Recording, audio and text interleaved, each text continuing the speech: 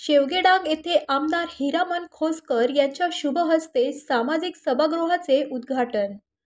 धारवड बुद्रुक दापूर गावचे उपसरपंच सोमनाथ बोराडे यांनी दिली स्वतःची जागा धम्मदान। इगतपुरी तालुक्यातील शेवगेडांग येथे सामाजिक सभागृहाचे आमदार हिरामन खोसकर यांच्या शुभ हस्ते नुकतेच उद्घाटन करण्यात आले। सामाजिक न्याय विभागाअंतर्गत लोकप्रिय आमदार सन्माननीय हिरामन खोसकर यांच्या प्रयत्नाने आणि आरपीआय युवक तालुकाध्यक्ष योगेश भरीत यांच्या पाठपुराव्याने शेवगेडांग येथील हा सामाजिक सभागृह मंजूर करण्यात आला।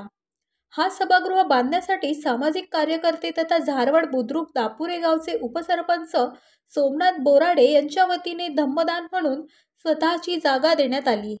यामुळे सर्व स्तरातून सोमनाथ बोराडे यांचे भरभरून कौतुक होत आहे। तसेच विविध सामाजिक धार्मिक कार्यात बोराडे यांचा सिंहाचा वाटा असतो।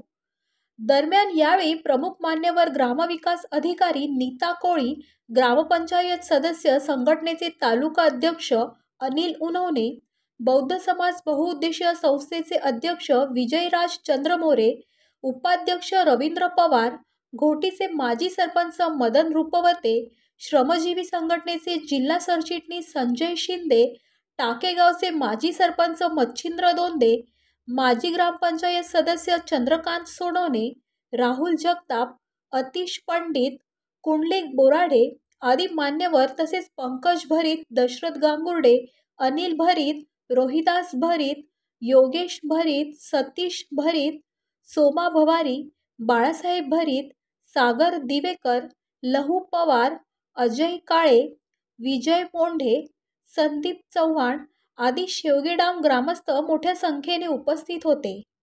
नाशिक तकसाठी रमेश खरात, नाशिक।